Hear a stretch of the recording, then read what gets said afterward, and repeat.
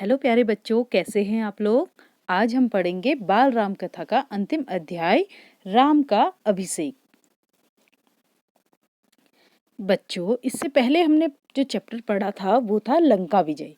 लंका विजय में हमने पढ़ा था कि राम ने लंका पर विजय प्राप्त कर ली थी। राम की जय जयकार होने लगी थी और विभीषण अपने भाई की मौत पर विलाप कर रहे थे।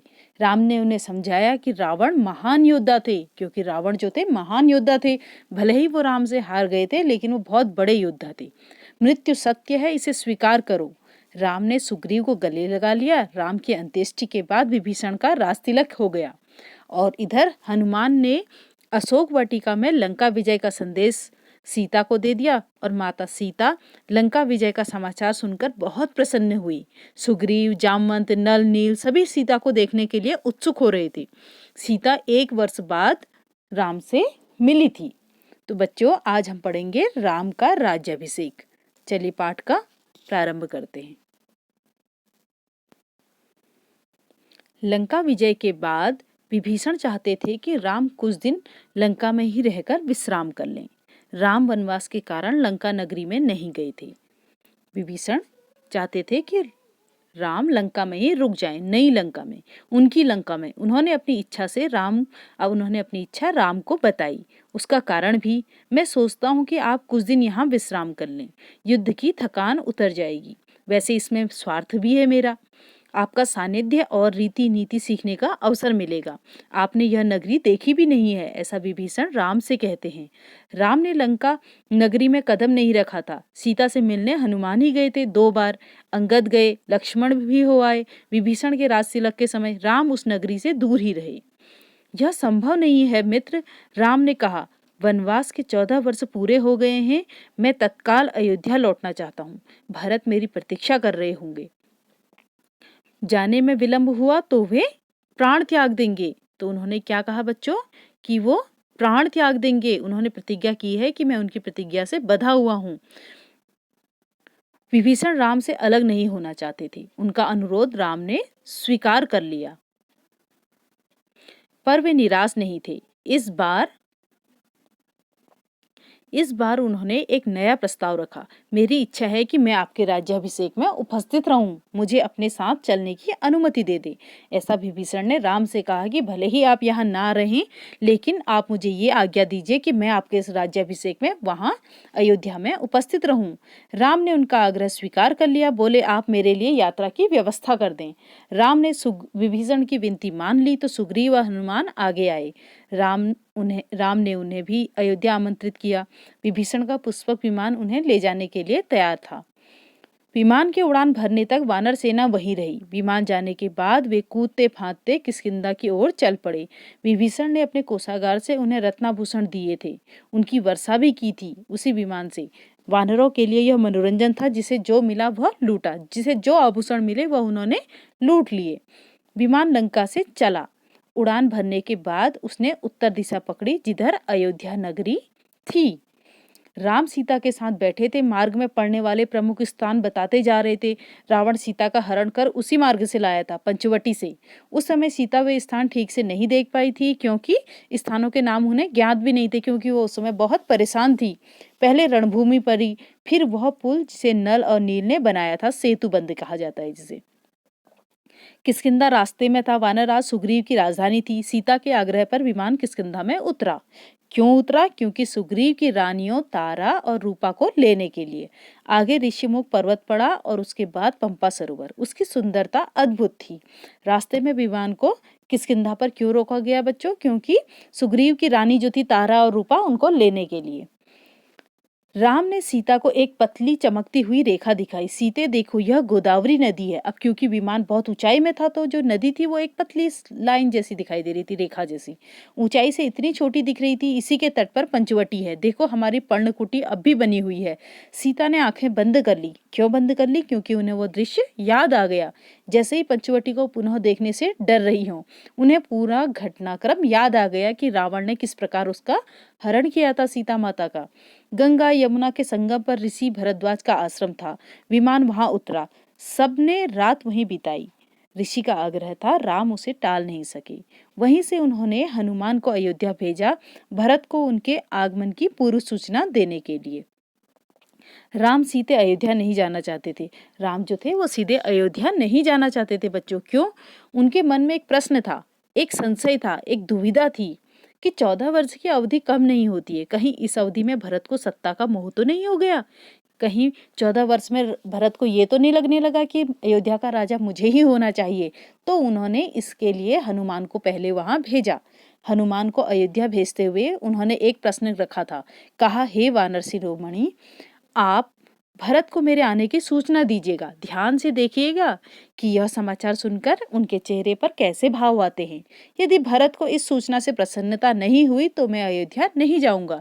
भरत राज का संभालें, इसमें मुझे कोई आपत्ति नहीं है। राम इतने स्वाभिमानी थे कि अगर भरत नहीं चाहते तो मैं अयोध्या नहीं जाऊंगा, ऐसा उन्होंने हनुमान से कहा। हनुमान वायु वेग से चले, क्योंकि वो पवन पुत्र थे ना, तो वो वायु वेग से चले जैसे उड़ रहे हों। मार्ग में निषाद गुह से भेंट की, उनसे अयोध्या का हाल जाना। वहां से नंदीग्राम पहुंचे। उन्होंने भरत से कहा, श्री राम के वनवास की अवधि पूर्ण हो गई है, वे लौट रहे हैं, प्रयाग पहुंच चुके हैं। मैं उन्हीं की आज्ञा से आपके पास आया हूँ। भरत की प्रसन्नता का ठिकाना न रहा। वो इतने खुश हुए कि देखते ही बनता था। आंखों में खुशी के आंसू थे। वे बार बार हनुमान को धन्यवाद दे रहे थे। यह शुभ सूचना उन तक पहुंचाने के लिए उनके चेहरे पर केवल एक भाव था, प्रसन्नता। हनुमान उनसे विदा लेकर आश्रम लौट आए राम के पास। भरत इतने प्रसन्न थे कि वो बार बार हनुमान का धन्यवाद कर रहे थे बच्चों, कि उन्होंने मुझे इतनी अच्छी सूचना दी, मेरा भाई वापस आ रहा है। अगली सुबह प्रयाग से श्रृंगवेरपुर होते हुए राम का विमान कुछ ही देर में सरयू नदी के ऊपर पहुंच गया। दूर अयोध्या नगरी के भवनों के शिखर दिखाई देने लगे। सबने अयोध्या को प्रणाम किया। उधर भरत से सूचना पाकर अयोध्या में उत्सव की तैयारियां होने लगी। नगर को सजाया गया। शत्रुघ्न राज्याभिषेक की व्यवस्था में लग गई। महल से तीनों रानियां नंदीग्राम के लिए निकल पड़ी। कौशल्या सबसे आगे थी। उन्हें पता था कि राम पहले भरत से भेंट करेंगे। राम का विमान नंदीग्राम में उतरा। उनका भव्य स्वागत हुआ। आकाश के जयघोष से गूंज उठा। राम ने विमान से उतरकर भरत को गले लगाया, माताओं को प्रणाम किया। भरत भागते हुए आश्रम के भीतर से राम के खड़ाऊ उठा लाए। क्या उठा लाए बच्चों? खड़ाऊ।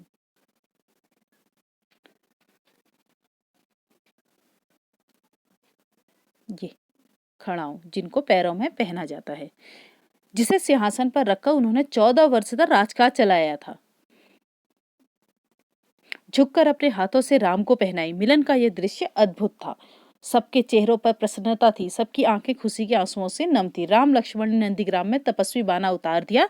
दोनों को राजसी राजाओं वाले कपड़े पहनाए गए। जन समूह राम की जय जयकार करता हुआ अयोध्या के लिए चला गया। शोभा यात्रा की छटा देखने योग्य थी। नंदीग्राम से चलने के पूर्व राम ने पुष्पक विमान को कुबेर के पास भेज दिया।